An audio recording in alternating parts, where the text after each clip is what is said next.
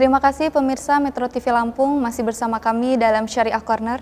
Kita lanjutkan kembali tausiah bersama Ustadz Soma Afdilah. Oke, baik Ustadz, tadi di segmen sebelumnya kita sudah membahas nih tentang pengertian dari Idul Fitri itu sendiri, kemudian hal-hal apa aja sih yang harus kita lakukan di saat Hari Raya Idul Fitri. Dan yang terakhir yaitu bahwasanya pada saat Hari Raya Idul Fitri itu kita harus bersyukur atas nikmat yang Allah berikan pada Hari Raya Idul Fitri pastinya ya, yaitu dengan cara beribadah. Nah, kemudian tadi kata Ustadz bahwasanya ibadah yang harus kita lakukan tuh tidak hanya tentang puasa, tetapi masih banyak ibadah-ibadah lainnya seperti sholat, zakat, sodako dan lain sebagainya. Oke Ustadz, boleh dilanjutkan tadi apa cara kita bersyukur kepada Allah itu salah satunya dengan ibadah. Jadi Allah Subhanahu wa taala berfirman, A'udzu billahi minasyaitonir rajim. Ya ayyuhalladzina amanu kulu min thayyibati ma razaqnakum washkuru lillahi in kuntum iyyahu ta'budun. Jadi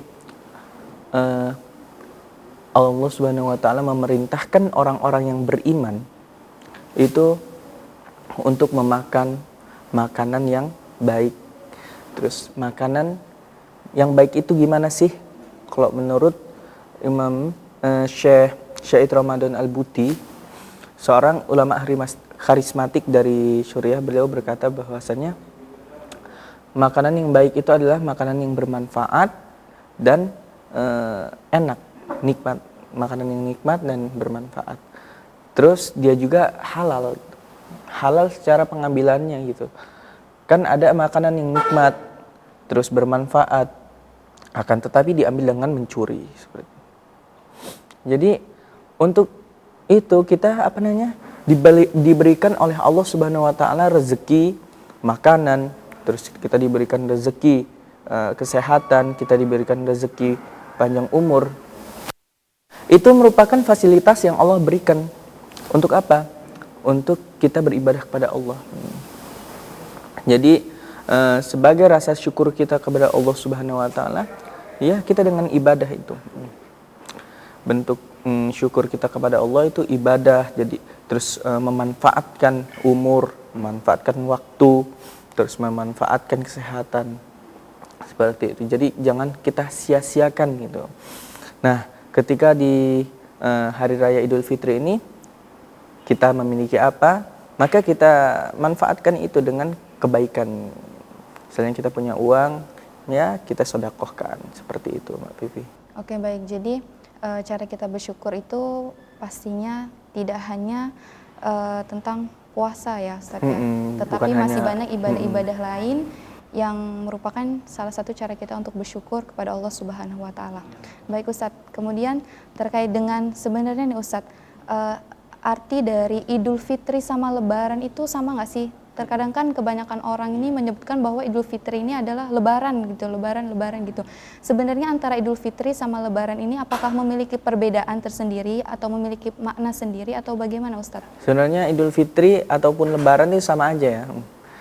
Kalau kita kan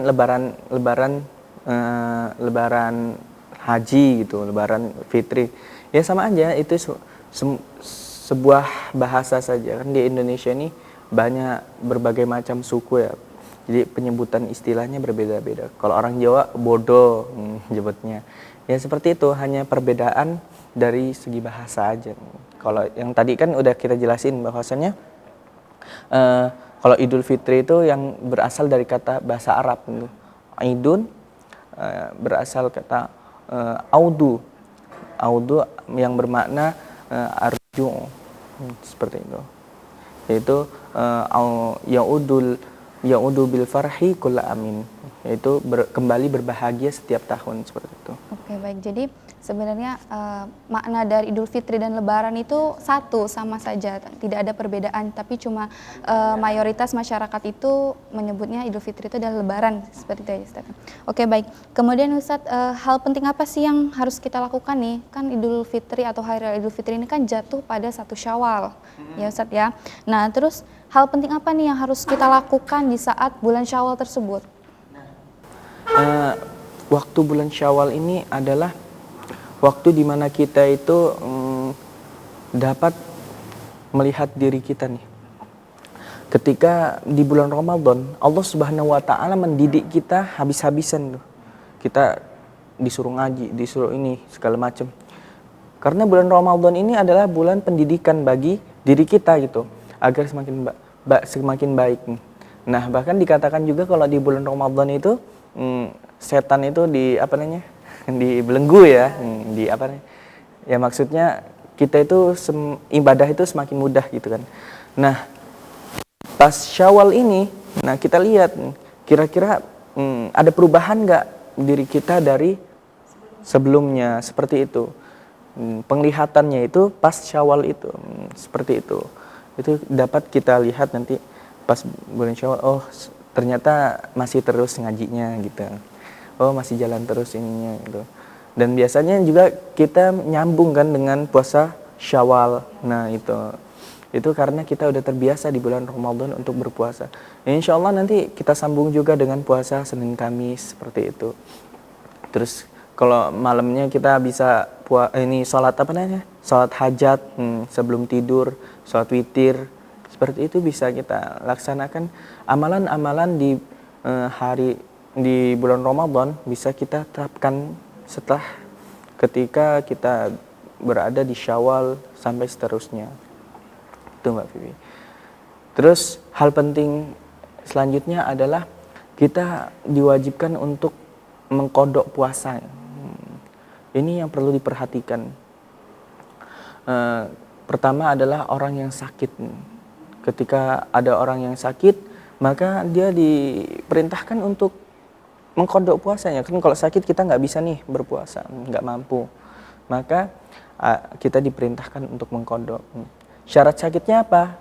Yang pertama, apabila dia sakit, ada 2 ya.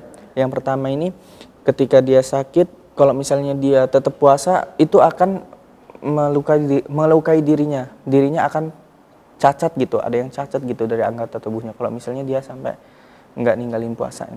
Lalu yang kedua adalah membahayakan dirinya, seperti itu. Terus ada lagi misalnya haid dan lain-lain sebagainya. Itu ada orang-orang yang tidak diberikan kewajiban untuk berpuasa, seperti itu. Wajib diqadha. Sangat menarik sekali nih tausiahnya untuk hari ini. Mudah-mudahan bermanfaat ya Ustadz ya. Alhamdulillahirabbil alamin, kita sudah selesai. Pemirsa Metro TV Lampung, insya Allah besok kita akan kembali lagi dalam Syariah Corner. Saya Vivi Rahayu Fatimatu Zahro, izin pamit undur diri. Wassalamualaikum warahmatullahi wabarakatuh.